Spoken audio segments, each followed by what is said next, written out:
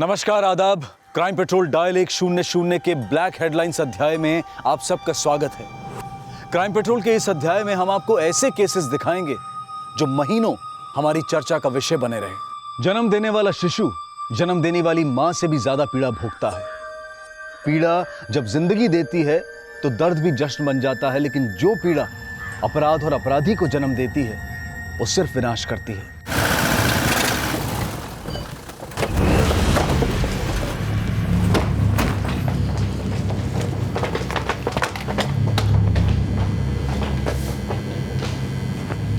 Inspector Prakash त्यागी, UP police crime branch. जी sir, बोलिए। कमरा number 201 किधर है? 201 तो सेकंड फ्लोर पे है सर, लेकिन छोड़ो, मास्टर की दो, पुलिस रेड है।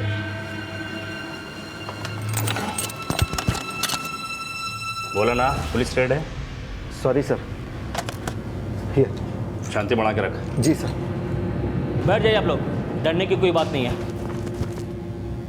रे कितना टाइम लगाएगी डॉली? 500 किलोमीटर और आगे जाना है। बर्थडे है तुम्हारा, ढंग से तैयार भी नहीं होने दोगे क्या? सुबह से जाने की जल्दी मचा रखी है। अरे मन ने अपना बर्थडे होटल में ना बनाना, और तू यहाँ जल्दी निकल रही कौन है? क्या सरप्राइज गिफ्ट देने वाली है?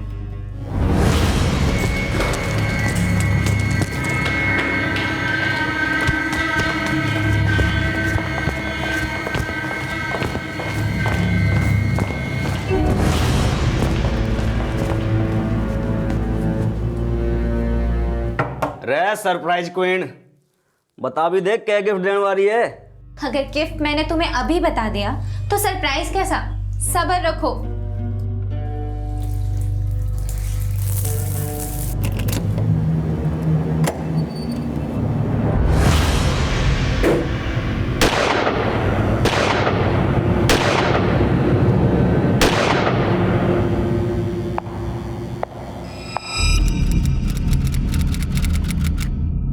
ऑपरेशन विनाश गाजियाबाद उत्तर प्रदेश पुलिस का एक ऐसा मिशन जिसमें उत्तर प्रदेश क्राइम ब्रांच द्वारा पुणे में किया गया एक एनकाउंटर मीडिया की सनसनी बन गया। पुलिस एनकाउंटर यानी पुलिस और अपराधी का ऐसा आमना सामना जिसमें अपराधी को जिंदा पकड़ना पुलिस के लिए एक बहुत बड़ी चुनौती होती है, लेकिन जब अपराधी बेकाबू होकर पुलिस पर हमला बोल देता है तो जवाबी फायरिंग में अक्सर अपराधी पुलिस की गोलियों से मारा जाता है। 12 मार्च 2017 को पुणे के एक होटल में किया गया यूपी क्राइम ब्रांच का एनकाउंटर फेक एनकाउंटर माना जाने लगा। यहां तक कहा गया कि कुछ पुलिस ऑफिसर्स ने सुपारी लेकर एनकाउंटर नहीं बल्कि हत्या को अंजाम दिया है। लेकिन क्या इन आरोपों में कोई सच्चाई थी? और उस होटल के रूम नंबर 201 में मौजूद वो लड़का लड़की कौन थे? क्या वो ऑपरेशन विनाश के खलनायक थे या फिर पीड़ित?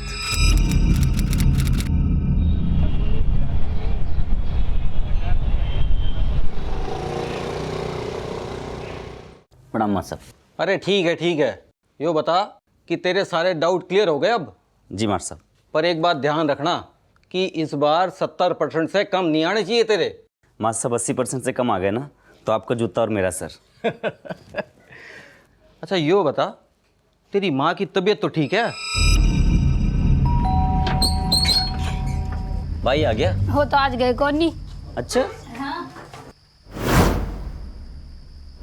लइए को भाई दफ्तर कर लिया है?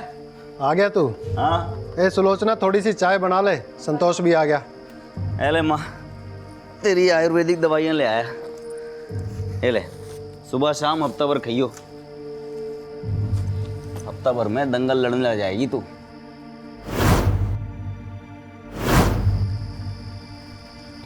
जीते जी जवान बिट्टू को ना बचा पाए,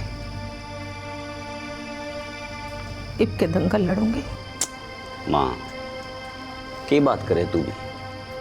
राक्षस की करनी का दोष तो राम जी को क्यों दे गए? लेकिन नवीन भैया तो अब आ ना सके, पर हम सब तो है ना तेरे साथ। चल तेरा सास बहू वाला सीरियल देखेंगे। पापा नहीं आए अभी तक? भाई तू तो जाना है पुलिस की नौकरी ने, उनका जाने का टाइम है, वैसे आने का नहीं।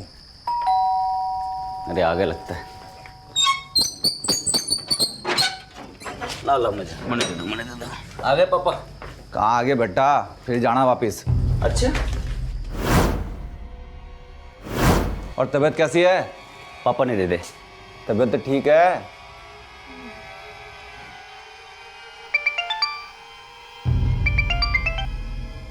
हेलो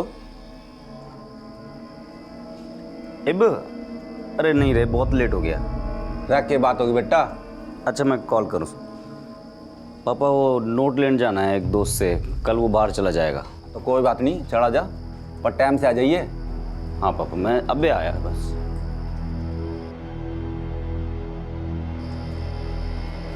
भाई बेराना क्या हो रहा है आजकल? कोई लड़की दिखाई ना दे रही यार। ट्यूशन क्लास में बेचारे के सारे लोंडे भरे पड़े हैं। भाई वह न्यूज वाली सच बोल रहे। इंडिया में छोरों के अनुपात में छोरियां थोड़ी कम है, नहीं? क्या भसंड मचा रखी है यार। मैंने की लड़की देखने के लिए बुलाया था, पापा से झूठ बोल के आया मैं। अरे तो तू वकील बनकर कौन सी सच बोलेगा भाई? चल चल आजा, प्रैक्टिस कर ले। यार तो यार रोज का यही चक्कर।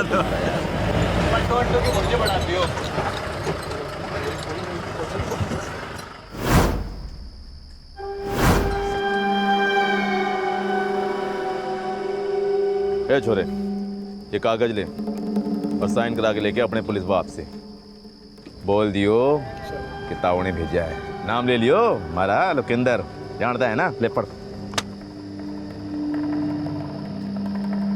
के देख रहा है? पता नहीं कि तने तेरे बाप ने तेरे भाई को ही बड़ा दूध घी पिलाया था, पर ऐसा गायब किया कि कोई साबित नहीं कर पाया। ये कागज साइन करा के आ अपने बाप से, वरना जानता है ना तने भी भट्टी में झोंक देंगे।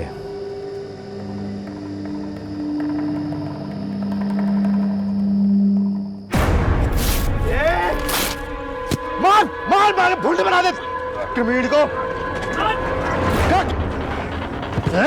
तेरी तो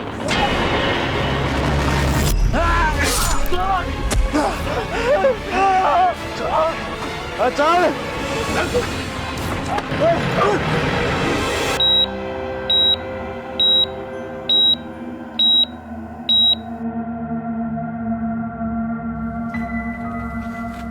डॉक्टर साहब मेरा बेटा कैसा है?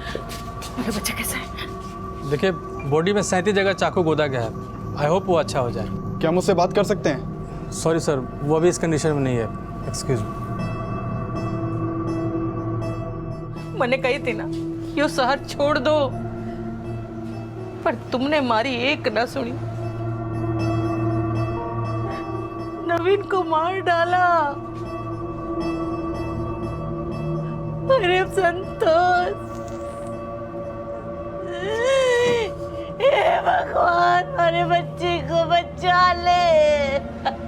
सर जी, ये लोकेंद्र ने हमारी हाईवे वाली जमीन के चक्कर में नवीन को जिंदा जला दिया था, और अब संतोष को। सर जी इस बार ऐसी चार्जशीट तैयार करो वो बाहर ना आ सके।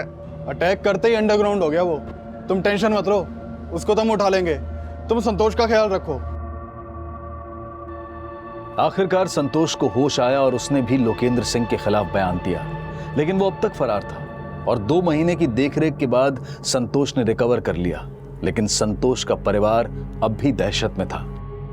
दरवाजा क्यों खोल रखा? बंद कर क्या? ये पर्दे भी खोल के रखे से इसने।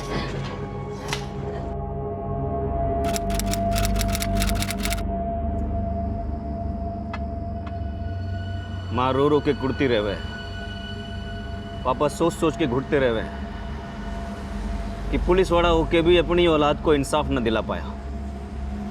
सब डरे हुए हैं घर में, बड़ी मुश्किल से बाहर आया हूँ आज। थोड़े दिन तो आड़े ते दूर चला जा, वरना वो लोकेंद्र तेरा जीना आराम कर रहे। अरे भागने से ये समस्या का हल नहीं होने वाला। लोकेंद्र जैसे लोगों से भरी पड़ी है दुनिया। तो फिर क्या करेगा तू? जान से मार दूंगा साड़े ने। बावड़ा हो गया कि तू? लोकेंद्र सिंह है वो। हर शेर का ना 1.25 शेर हो गए। संतोष सोलंकी पर हुए जानलेवा हमले के बाद से लोकेंद्र सिंह अंडरग्राउंड था। एक तरफ गाजियाबाद पुलिस उसे ढूंढने में जुटी थी और वहीं उसके हमले का शिकार संतोष सोलंकी भी उसे ढूंढ रहा था। पर उसकी ये तलाश उस फैसले में बदल पाएगी।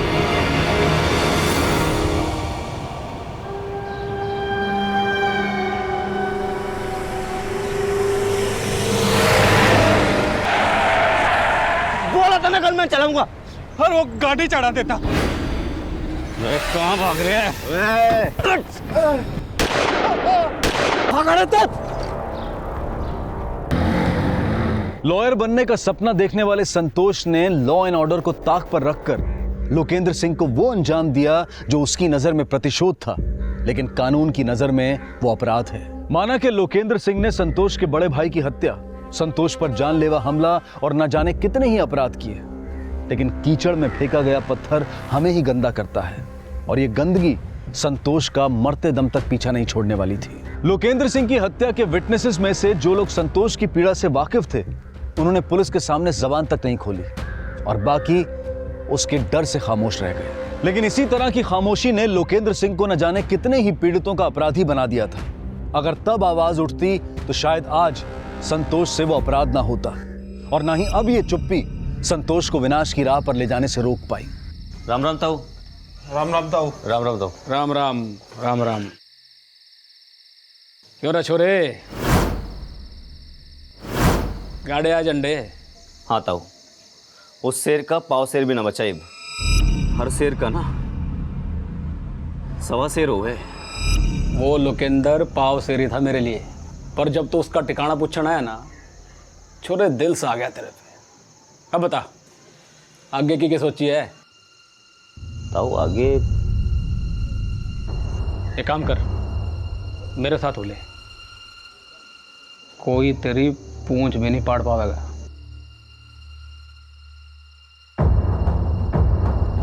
अखिलेश सिंह मेरठ से लेकर गाजियाबाद तक के इलाकों का एक नामी गैंगस्टर था और अखिलेश के गैर कानूनी धंधों के भागीदार बनते चले गए। पर जुर्म की दुनिया में कोई अकेला शेर नहीं होता, हर शेर का एक सवा शेर होता है और अखिलेश सिंह का सवा शेर था रविंद्र सिंह जाट, जो कि एक व्हाइट कॉलर बिजनेसमैन था, लेकिन धंधे उसके भी गलत थे। रविंद्र भाई साहब, इस अखिलेश सिंह का गड़ा फोड़ना ही पड़ेगा, गड़ा ही पानी छिलक रहा है। इस रविंद्र के कुएं सुखाने हमने, बड़ा नेता बनने की सोच रहा है, उसकी नाक में नकेल डाल के जूते चटवाने मैंने उससे। अपने पास पटाखों की कमी है के जो सलाह लेने लग रहा है? देख, मने करनी है नेतागिरी, तू दिवाली खेल।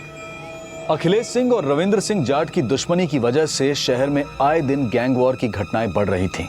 पुलिस और प्रशासन पर सवाल उठ रहे थे और इसी दौरान यूपी क्राइम ब्रांच के एनकाउंटर स्पेशलिस्ट इंस्पेक्टर प्रकाश त्यागी की पोस्टिंग गाजियाबाद में हुई और उसकी अगुवाई में अपराधियों की नकेल कसने का ऑपरेशन चलाया गया।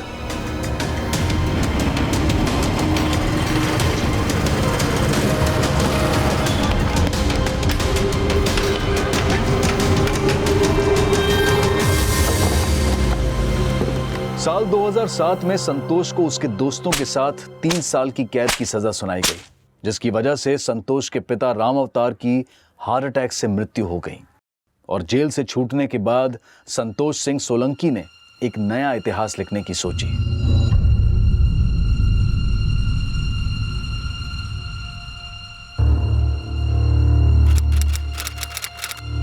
ताऊ कह रहा था कोई हमारा बाल भी ना पाड़ पाएगा, पर क्या कर लिया उसने? हाँ भाई, बाहर आते ही कुत्तों की तरह हुक्म झाड़े हम पे है। जुर्म की दुनिया में ना अपना बाप खुद बनना पड़ता है और अब कुत्ते नहीं बाप बनेंगे, बाप। रविंद्र सिंह जाट कल एक लैंड डील के लिए बागपत जा रहा है। हम अखिलेश को रविंद्र की टिप देंगे। कहाँ पे? अखिलेश रविंद्र को मारने का मौका छोड़ेगा नहीं और हम अखिलेश को रण में अकेला छोड़ के भाग जाएंगे। रविंद्र साले, संतोष को अपने साथ मिला लिया तूने। मैंने क्या बोल रहा तू? क्या किया संतोष ने?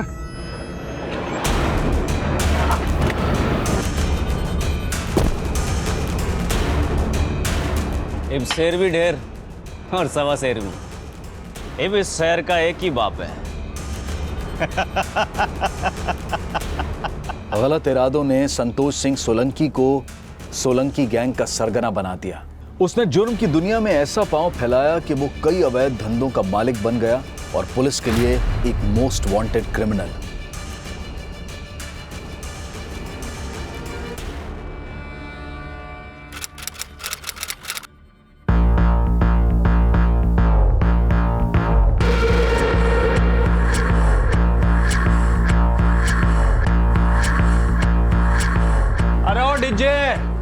ले ताऊ वाला गाना है इसमें वो चला दे। व्हाट? अरे सुने ना के इसमें ताऊ वाला गाना वो बजा दे, अंग्रेजी गाने पे हमारे पाँव ना उठे। भाई इसमें पेन ड्राइव नहीं लगता है। अरे बजावे या मत तड़ने बजा दूं।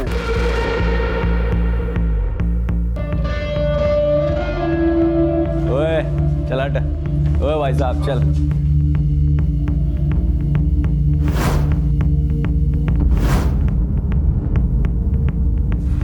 मैं इसी होटल में जॉब करती हूँ।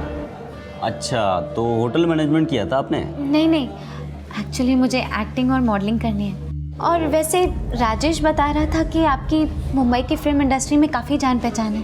मुंबई? हाँ थोड़ी बहुत। वैसे आप मेरी हेल्प करेंगे ना प्लीज? जी आप फिक्र मत करो, आपको जो हेल्प चाहिए होगी हम करेंगे। डॉली और संतोष की मुलाकातों का यह सिलसिला एक गैंगस्टर और एक सामान्य लड़की की प्रेम कहानी की दास्तान लिख रहा था, जिसका खामियाजा वो दोनों भुगतने वाले थे।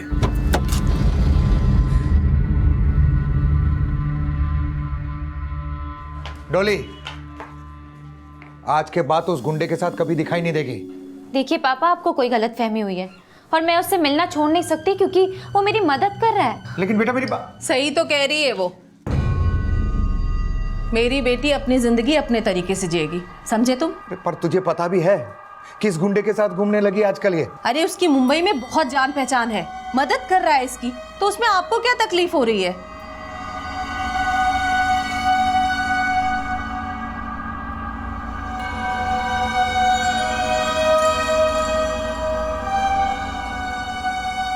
तेरे सपने भी सॉलिड हैं और इरादा भी। मैं अपना सपना भले ना पूरा कर पाया, पर तेरा सपना जरूर पूरा होगा। तुम्हारा कौन सा सपना है जो तुम पूरा नहीं कर पाए?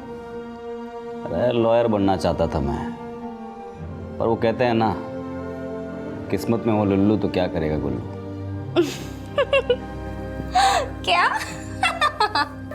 तुम्हारे पे हंस रही है? नहीं नहीं नहीं, तुम पर नहीं, तुम्हारी बातों पर हंस रही हूँ। तुम बहुत क्यूट बोलते हो। वैसे क्यूटी पर तुम्हारा बर्थडे आ रहा है, गोवा चले? गोवा? छोरिया के गेल? वाह भाई, मौज हो रही से। अरे तुमने मौज करने की मनाही थोड़ी है, तुम भी चल लो। पर भाई तेरे पास तो छोरी है, हमारे पास क्या है? अरे तू टेंशन क्यों ले रहा? इंडिया में छोरों के अनुपात छोरियां कम है, हम इंपोर्ट कर लेंगे। सब सामान रख लिया? हाँ सब रख लिया। हाँ, आराम से जाना, फोन करना। हाँ हाँ लगता है आगे। चलो चलो चलो चलो माँ, लेट हो रही है। हाँ फोन करना जी।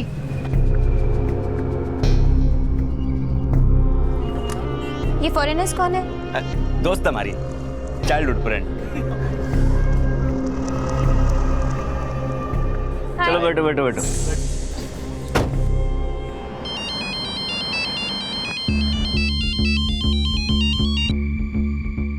जैन सर।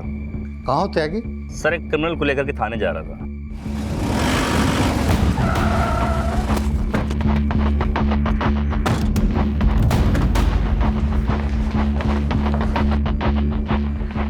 जैन सर। जय हिंद। इसे यहाँ क्यों लाए? बहुत चालाक है सर, 2 बार पहले भी भाग चुका है, इस बार कोई चांस नहीं देना। अब तुम संतोष सिंह सोलंकी को धरने के बारे में सोचो। इन्फॉर्मेशन मिली है उसकी। क्या इन्फॉर्मेशन है सर?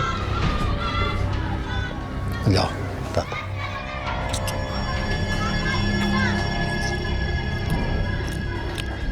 चल रहे से। कहाँ से उठाया रे? चल चल।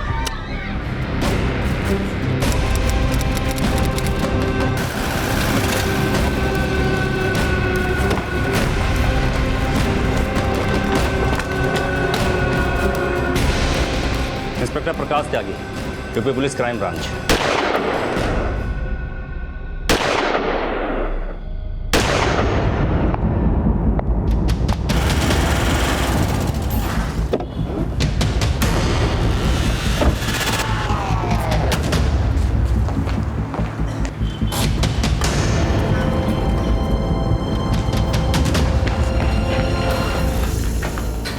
ये देखिए सर।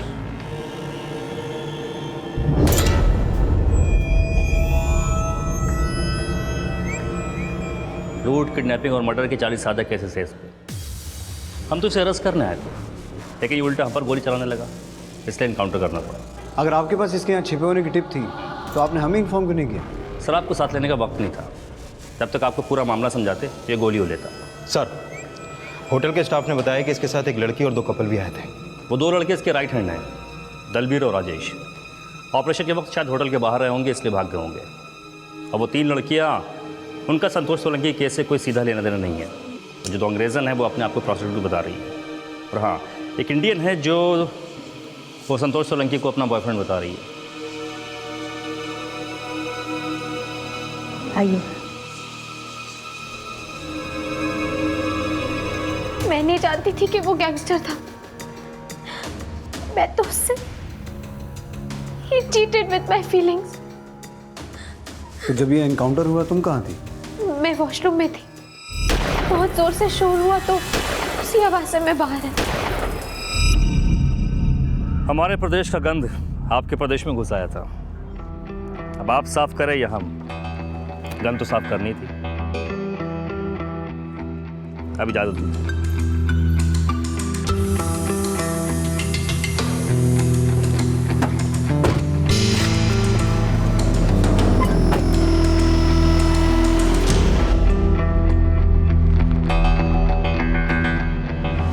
संतोष सोलंकी का एनकाउंटर इस प्रदेश के सभी असामाजिक तत्वों के लिए एक चेतावनी है कि प्रदेश में जो भी लॉ एंड ऑर्डर को असंतुलित करने की कोशिश करेगा उसे बख्शा नहीं जाएगा। इंस्पेक्टर प्रकाश त्यागी की टीम के इसी साहसिक कार्य के लिए यूपी पुलिस ने उन्हें सम्मानित करने का फैसला लिया है।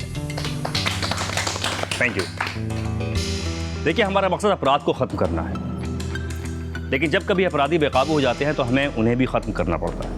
मैं मीडिया के माध्यम से संतोष के साथी दलबीर और राजेश से ये अपील करता हूँ कि खुद को सरेंडर करके न्यायालय के सामने अपने आप को सरेंडर करने में हमारी मदद करें। त्यागी जी, पुलिस विभाग ने ये घोषणा की थी कि संतोष सोलंकी की सूचना देने वाले को 2 लाख रुपए का इनाम घोषित किया जाएगा। जी। तो आपको उसके पुणे में छुपे होने की सूचना किसने दी? देखिए, ये सूचना हमें हमारे रिसोर्स से मिली थी, लेकिन हम मीडिया के सामने डिस्क्लोज नहीं कर सकते। सॉरी सर, थोड़ा हमें डिटेल में बताइए ना, आपने ये सब कैसे किया? सर, इस केस में जो गाजियाबाद पुलिस ने जिस क्रिमिनल का एनकाउंटर किया था उसकी पोस्टमार्टम रिपोर्ट और गन की बैलिस्टिक रिपोर्ट आ गई है? सर, ये पोस्टमार्टम रिपोर्ट तो आ गई है, लेकिन बैलिस्टिक रिपोर्ट आने में भी 2 दिन लगेंगे। और संतोष की बॉडी को उसके घर वालों को सौंपने के लिए मैंने गाजियाबाद पुलिस को इन्फॉर्म कर दिया। गाजियाबाद पुलिस ने इस केस की जो क्लोजर रिपोर्ट बनाई है वो मंगवा। Okay sir. कोई जन्म से अपराधी नहीं होता, लेकिन संतोष सिंह सोलंकी एक कुख्यात अपराधी बना। और संतोष सिंह सोलंकी के एनकाउंटर के बाद आइए उनके घर वालों का क्या कहना है जानते हैं। आप संतोष सिंह सोलंकी की मां हैं। हम जानते हैं आपको आपके बेटे का मरने का दुख है, लेकिन उसने जो अपराध किए हैं वो भटक गया था। उसने गुनाह किया था तो उसने पकड़ के अंदर डाल देते, पर उसने मारा क्यों?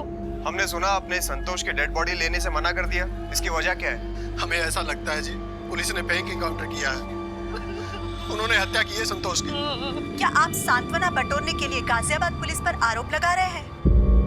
हमने पूना कोर्ट में अपनी पिटीशन दायर करवा दी है, और जब तक उसके एनकाउंटर की सही से तहकीकात नहीं हो पाएगी हम संतोष की डेड बॉडी नहीं लेंगे। संतोष चाहे जिन भी परिस्थितियों वश अपराधी बना हो, लेकिन अपराधी ना तो दया का पात्र बन सकता है और ना ही सांत्वना का। लेकिन यह केस संतोष के गुनहगार या बेगुनाह होने का डिस्कशन नहीं था, बल्कि इन सवालों पर खड़ा था कि क्या संतोष को गिरफ्तार करके कोर्ट में पेश करने की संभावना थी या फिर उसका एनकाउंटर एक साजिश थी। संतोष के परिवार के गंभीर आरोपों और मीडिया के दबाव ने इस केस का रुख बदल दिया और अदालत ने पुणे पुलिस को इस एनकाउंटर की जांच करने के आदेश दिए। लेकिन जिस पुलिस टीम को उनके राज्य में हीरो समझकर सम्मानित किया जा रहा हो, उनके खिलाफ जांच करना पुणे पुलिस के लिए एक बहुत बड़ी चुनौती थी। इस बार यह जंग पुलिस और क्रिमिनल के बीच नहीं, बल्कि 2 राज्यों की पुलिस के बीच थी। कोर्ट का ऑर्डर है संतोष सोलंकी के एनकाउंटर की जांच करने का। आप लोगों को क्या लगता है, ये एनकाउंटर सही है या गलत? सर, अभी तो कुछ भी कह पाना जल्दबाजी होगी, लेकिन उस गैंगस्टर के पास से जो पिस्टल बरामद हुई थी वो केरला के एक बिजनेसमैन की लाइसेंस पिस्टल थी जो 2 महीने पहले चोरी हो गई थी। हो सकता है वो पिस्टल संतोष ने या उसके किसी आदमी ने चोरी की हो। लेकिन सर, गाजियाबाद का नामी क्रिमिनल जो खुद इलीगल वेपन्स में डील करता था, उसका केरला से चोरी हुई पिस्टल से कनेक्शन कुछ बनता नहीं है। ठीक है, आप लोग सब कुछ अच्छे से इन्वेस्टिगेट कीजिए। सर हो सकता है संतोष का केरला में कोई कनेक्शन हो, और वैसे भी वो एक नामी क्रिमिनल था, फिर उसके एनकाउंटर की जांच की क्या जरूरत? सावंत, हर क्रिमिनल को सरेंडर करने का हक होता है। अगर ये एनकाउंटर फेक था तो कानून की नज़र में यूपी पुलिस के वो ऑफिसर भी मुजरिम हैं जिन्होंने इस एनकाउंटर को अंजाम दिया था। सबसे पहले एनकाउंटर वाले दिन का होटल का सीसीटीवी फुटेज चेक करते हैं। Right sir.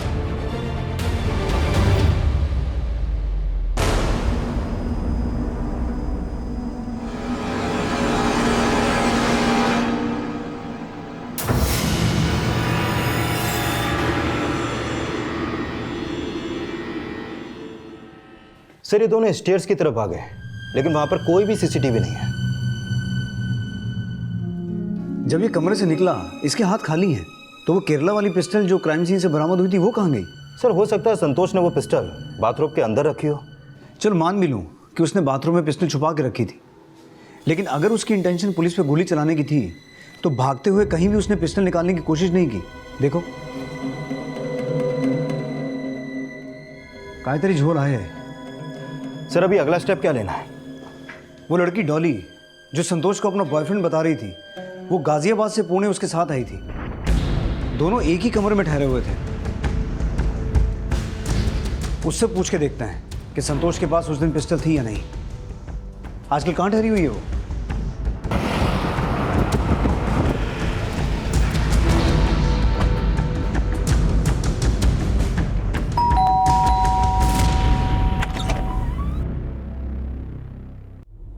हाँ सर, वो पिस्टल रखता था।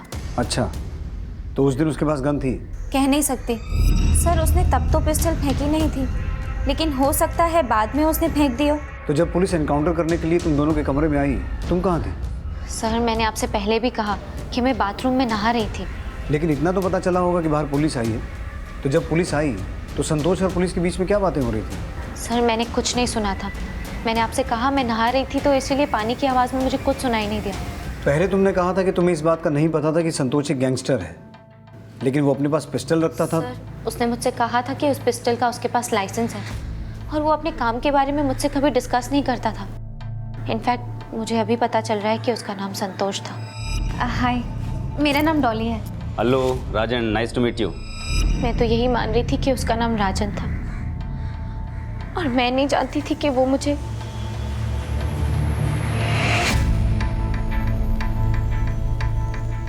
सर सुना है पुणे पुलिस हमसे पूछताछ करने आ रही है। सर ये क्या बात हुई? हमने एक क्रिमिनल का इनकाउंटर किया है और ऐसे ट्रीट किया जा रहा है जैसे हम खुद क्रिमिनल हो। सिंह साहब बीपी हाई ना करो। यूपी पुलिस ने जो हमें सम्मान और इनाम दिया है वो पुणे पुलिस की पूछताछ से वापस नहीं होगा।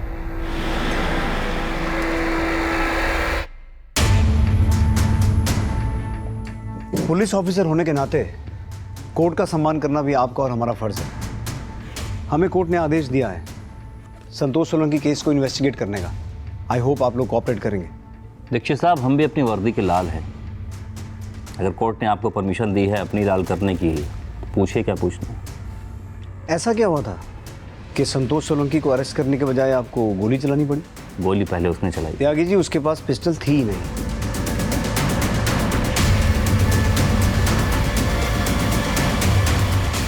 और इंटरेस्टिंगली जिस जगह उसे गोली मारी गई वहां सीसीटीवी नहीं था। सीसीटीवी नहीं था तो हम झूठे हो गए। वो पिस्टल संतोष सोलंकी की ही, ये थी उस एनकाउंटर की पूरी असलियत। आप जितनी भी इंक्वायरी कर ले, ये असलियत नहीं बदलेगी। तो उसके पास पिस्टल थी? हाँ थी। केरला की पिस्टल थी वो? जी। आप तो संतोष सोलंकी का पूरा इतिहास जानते हैं। जी। तो संतोष सोलंकी का केरला से क्या कनेक्शन था? देखिए, ये इन्फॉर्मेशन हमारे पास नहीं है कि उससे केरला से क्या संबंध था, लेकिन वो पिस्टल उसके पास थी। संतोष सोलंकी पुणे के एक होटल में छिपा हुआ था, ये टिप आपको किसने दी? मैं उसका नाम नहीं बता सकता, सॉरी। वजह? दीक्षित साहब, संतोष सोलंकी अपराधी नहीं, एक गैंग है। मैं अपने इन्फॉर्मर का नाम बताकर उसकी जान खतरे में नहीं डाल सकता। तुम्हारे सीनियर क्रिमिनल के पीछे भागे तो तुम लोग कमरे में क्यों रुक गए? सर, बाथरूम का दरवाजा भीतर से बंद था और हम उन्हें कवर कर रहे थे। हमने लगा भीतर कोई क्रिमिनल होगा, लेकिन अंदर डॉली थी। अच्छा, अंदर से कोई आवाज़ आ रही थी, टैप या शार की? नहीं जी, अंदर से तो ऐसी कोई आवाज़ नहीं आ रही थी। सर डॉली ने बोला कि उसने कमरे से कोई आवाज़ नहीं सुनी। पर सावन, डॉली झूठ क्यों बोलेगी? और अगर पुलिस वाले झूठ बोल रहे हैं तो उनके झूठ बोलने का मकसद? सर दोनों तरफ के बयानों में अंतर तो है। और एक बात सर, त्यागी ने हमें ये नहीं बताया कि उसे संतोष के उस होटल में छिपे रहने की टिप कहाँ से मिली। सर कहीं ये टिप डॉली ने तो नहीं दी? लेकिन डॉली टिप क्यों देगी? संतोष के दोनों राइट हैंड दलबीर और राजेश जो उसके साथ होटल में आए थे, हो सकता है उन्होंने संतोष का धंधा अपने कब्जे में करने के मकसद से ये टिप त्यागी को दी हो। पॉसिबल है सर, एक अपराधी अपराधी का दुश्मन हो सकता है। डॉली को इन्वेस्टिगेट करो और ये पता लगाने की कोशिश करो कि अगर वो एनकाउंटर फेक था तो त्यागी और उसकी टीम को किससे क्या फायदा हुआ होगा, और ये भी पता लगाओ कि दलबीर और राजेश कहाँ छुप के बैठे हैं। Okay sir. अब इस एनकाउंटर से जुड़े पुलिस ऑफिसर्स और संतोष की गर्लफ्रेंड डॉली के कॉल रिकॉर्ड्स खंगालने के साथ साथ संतोष के राइट हैंड राजेश और दलबीर की भी तलाश की जाने लगी। और जल्द ही राजेश के मुंबई में छिपे होने की एक सूचना मिली और राजेश को महाराष्ट्र पुलिस द्वारा अरेस्ट कर लिया गया। मैंने कुछ नहीं किया साहब जी, मैं तो संतोष के लिए अपनी जान भी दे सकता था, मैंने कोई टिप ना दी। दलबीर कहाँ है वो बता। वो जिस दिन संतोष का एनकाउंटर हुआ ना, हम अलग अलग हो गए। हमको लगा साथ में रहेंगे तो फंस जाएंगे, और थोड़ा उलिया भी बदल लिया। लेकिन जैसा आप सोच रहे ना, ऐसा कुछ नहीं है। न मैं संतोष को धोखा दे सकता था और न दलबीर। डॉली को संतोष के धंधे के बारे में पता था? नहीं जी साहब जी, वो तो उसकी गर्लफ्रेंड थी, 2-3 महीने पहले ही मिली थी उससे। वो डॉली को फिल्मों का शौक था, संतोष उसका शौक पूरा कर रहा था, उसके ऊपर पैसे भी लगाता था, उसके लिए फ्लैट भी खरीद रखा था साहब। संतोष ने डॉली को अपना नाम राजन बता रखा था? हाँ जी सर, लेकिन संतोष उससे प्यार करने लगा था, वो उससे शादी करना चाहता था। संतोष बुरे धंधे में एक अच्छा आदमी था साहब, औरतों की बहुत इज्जत करता था। उसने घनी छोरियों की शादी भी करवा रखी थी। चाहते तो उसको अरेस्ट कर लेते, लेकिन उसको जान से नहीं मारना चाहिए था साहब। सर डॉली के कॉल रिकॉर्ड के मुताबिक वो पिछले 3 महीने से संतोष के टच में थी, और ये बात भी सही है कि संतोष ने डॉली के लिए एक फ्लैट भी खरीदा था। सर संतोष से दोस्ती करके डॉली को फायदा बहुत था, मुझे नहीं लगता कि उसने संतोष के लिए कोई टिप दी होगी। सर एनकाउंटर वाले दिन इस कॉल रिकॉर्ड के मुताबिक वो सिर्फ अपने माँ के ही टच में थी। हेलो सर, डॉली का फोन स्विच ऑफ आ रहा है और उसका घर भी बंद है। डॉली के अचानक गायब होने की असल वजह अभी तक साफ होनी बाकी थी, लेकिन वो कहाँ गायब थी ये पता करने के लिए पुणे पुलिस डॉली के माता पिता से पूछताछ करने गाजियाबाद पहुंची।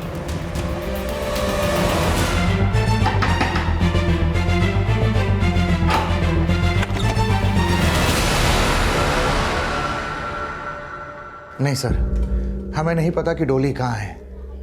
मैं तो उसको समझाते समझाते तंग आ गया था कि उस गुंडे से दूर रहा कर। आपने डॉली को बताया था कि संतोष सोलंकी जिसके साथ वो घूम रही थी वो इतना बड़ा अपराधी था? जिसके साथ वो घूम रही थी वो इतना बड़ा अपराधी था? नहीं साहब, इतना बड़ा अपराधी था ये तो नहीं पता था, पर हाँ गुंडा जरूर था ये पता था। आप डॉली के पापा की बात मत सुनिए सर, जलते हैं मेरी बेटी की खुशी से। लेकिन संतोष ने डॉली पे पैसा तो खूब उड़ाया, इसे ही खुशी मानती हैं आप? वैसे आपको पता भी था कि संतोष कौन था, क्या था? अरे वो कोई भी हो सर, इसमें मेरी बेटी का क्या दोष है? प्यार करने लगी थी उससे, उसके चक्कर में इतना बदनाम हो जाएगी वो जानती भी नहीं थी। उल्टा लोगों के तानों के डर से हमसे अलग रहने लगी वो। लेकिन अब गायब कहाँ हो गई? यही तो समझ में नहीं आ रहा है सर, और मुझे तो डर लग रहा है कि कहीं मेरी बेटी किसी मुसीबत में ना हो। सर डॉली जब से गाजियाबाद से पुणे की तरफ ट्रेवल कर रही थी, वो लगातार एक सोशल नेटवर्किंग साइट पर अपना पेज भी अपडेट कर रही थी। ये देखिए सर। सर कहीं ऐसा तो नहीं कि इस तरीके से वो प्रकाश को अपनी लोकेशन का हिंट दे रही है? अगर वो ऐसा कर रही थी तो मकसद क्या था? क्योंकि पैसा तो उसे संतोष से भी मिल रहा था। एक minute sir. Hello sir, inspector Prakash Tyagi का दूसरे नंबर का पता चला है जो कि वो इस्तेमाल किया करते थे। सर प्रकाश त्यागी के एक दूसरे नंबर का पता चला है जो वो यूज किया करता था। सर एनकाउंटर वाले दिन प्रकाश त्यागी का दूसरा नंबर मनीष सिंह जाट नाम के आदमी से लगातार टच में था। ये देखिए सर, मैंने इस मनीष सिंह जाट के बारे में पता किया तो पता चला कि संतोष और मनीष सिंह जाट की आपस में काफी ठसन थी। किस बात को लेके? मनीष सिंह जाट रविंदर सिंह जाट का छोटा भाई है। रविंदर और अखिलेश में दुश्मनी थी। हम अखिलेश के लिए काम करते थे। संतोष ने दोनों को मारने का प्लान बनाया था। अखिलेश सिंह के मरते ही हमने उसके सारे धंधों पे कब्जा कर लिया और रविंदर सिंह के जेल जाते ही हमारा गैंग चल निकला। बस तब से रविंदर सिंह और मनीष ने दुश्मनी पाल ली थी संतोष से। सर, मैंने पता किया ये रविंद्र सिंह जाट जेल में होने के बावजूद जेल के अंदर से अपना धंधा चला रहा है। तो हो सकता है उस एनकाउंटर की साजिश रविंदर की हो और मनीष सिंह जाट उसका रिमोट कंट्रोल। मनीष सिंह जाट से पूछताछ करते हैं। क्या मनीष सिंह जाट ने इंस्पेक्टर प्रकाश त्यागी को संतोष का फेक एनकाउंटर करने की सुपारी दी होगी? मनीष सिंह जाट की हत्या ने इस केस को और भी उलझा दिया था और उसकी हत्या कराने के शक में यूपी पुलिस ने संतोष के घर वालों को तलब किया। पकड़ो इसे। तुम लोग इधर आओ। पकड़ो इन्हें। हमें कहाँ लेके जा रहे हो? चले सर। इनको भी लेके आओ। भगवान माफ ना करेगा तुझे, देख लीजिए। सर, मैंने मनीष सिंह जाट के भी कॉल रिकॉर्ड चेक किए। एनकाउंटर वाले दिन वो लगातार डॉली की मां मोनिका सक्सेना के टच में था। डॉली की मां के टच में था? Yes sir.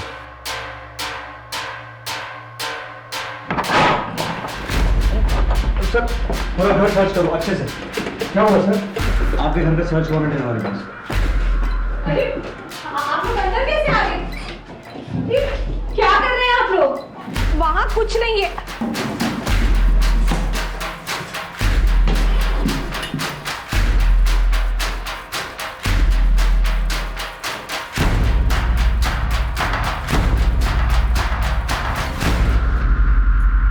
संतोष के एनकाउंटर वाले दिन तुम पूरा दिन मनीष सिंह जाट से फोन के टच में थी। क्या बातें हो रही थी उससे? बोलो। तुम्हारे घर में इतना कैश पड़ा हुआ था और तुम्हें मालूम तक नहीं? मुझे नहीं पता कि घर में इतना पैसा कहाँ से आया। डॉली कहाँ है? सर, मुझे नहीं पता कि वो कहाँ है, पर हाँ, उसकी माँ जरूर जानती होगी कि वो कहाँ है। सर, मैं सच में नहीं जानती कि डॉली कहाँ है। लेकिन तुम्हें वो पैसा मनीष सिंह जाट ने दिया था, राइट? बोलो। मारना मत, बताती हूँ।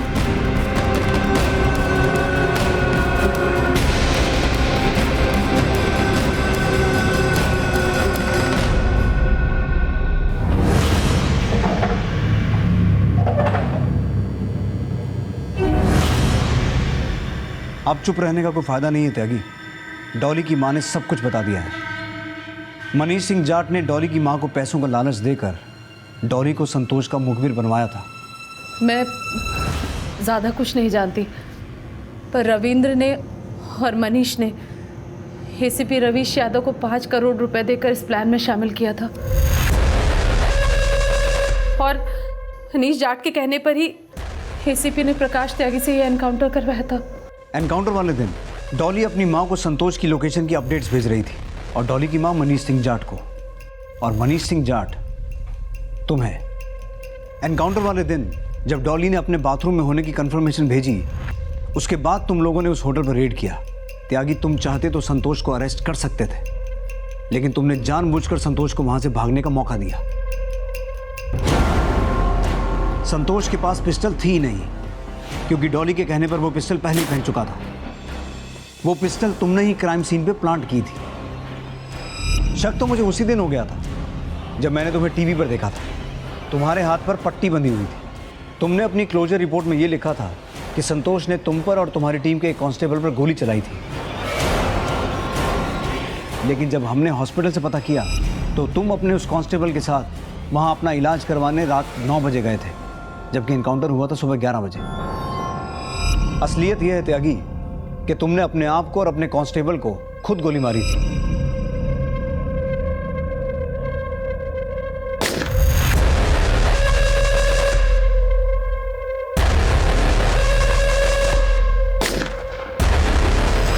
तो प्रकाश त्यागी, यही है ना उस फेक एनकाउंटर की असलियत। अब सिर्फ इतना बताओ कि वो फेक एनकाउंटर करने का ऑर्डर तुम्हें किसने दिया था? ये कोई फेक एनकाउंटर नहीं था। एक पुलिस वाले का फर्ज निभाया मैंने। संतोष सोलंकी हमारे प्रदेश का गंध था, उसको मारकर मैंने कुछ गलत नहीं किया। अच्छाई का चोला पहन के बुराई करने से गलत काम को सही नहीं ठहरा सकते। संतोष सोलंकी को सजा देना कोर्ट का काम था, तुम्हारा नहीं। और तुमने अपना फर्ज नहीं निभाया, तुमने अपराध किया है। पुणे पुलिस की थ्योरी फिलहाल इंस्पेक्टर प्रकाश त्यागी और उसकी टीम के कबूलनामे का बयान नहीं बन पाई थी, और डॉली के पिता की एक इंफॉर्मेशन पर डॉली को भी गिरफ्तार कर लिया गया। डॉली ने पुलिस हिरासत में अपने आप को बेगुनाह बताकर इस केस में अपनी मां को ही दोषी ठहराया। पुणे पुलिस की थ्योरी और डॉली सक्सेना की मां मोनिका सक्सेना के बयान के मुताबिक रविंद्र सिंह जाट इस पूरे केस का मास्टरमाइंड है, और उसका भाई मनीष सिंह जाट उसका रिमोट कंट्रोल था, जिसकी अब हत्या हो चुकी है। लेकिन उसकी हत्या किसने की है, इसका अभी तक पता नहीं चल पाया है, और ना ही उत्तर प्रदेश पुलिस के एसीपी रवीश यादव की इन्वॉल्वमेंट के पुख्ता सबूत मिल पाए हैं। लेकिन संतोष की गर्लफ्रेंड डॉली सक्सेना, उसकी मां Monika Saxena, suspended sub inspector Prakash Tyagi और एनकाउंटर में उसके सहयोगियों के खिलाफ पुणे पुलिस ने चार्जशीट फाइल कर दी है। लेकिन कोर्ट में यह केस अब तक किसी भी फैसले तक नहीं पहुंच पाया है। संतोष का एनकाउंटर एक साजिश थी या फिर पुलिस का फर्ज, यह सवाल अब भी अपना जवाब तलाश रहा है। लेकिन संतोष की मौत एक खौफनाक अपराधी का अंत तो बन गया, लेकिन अपराध का अंत नहीं बन पाया। अब मैं अनूप सोनी आपसे विदा लेता हूं, फिर मुलाकात होगी अगले एपिसोड में एक और चौंका देने वाले केस के साथ। तब तक अपना और अपने परिवार का ख्याल रखें और देखते रहें क्राइम पेट्रोल डायल 100। सबक एक को, सीख हम सबको। जय हिंद। क्राइम पेट्रोल के ऐसे ही मजेदार एपिसोड्स देखने के लिए हमारे चैनल को सब्सक्राइब करें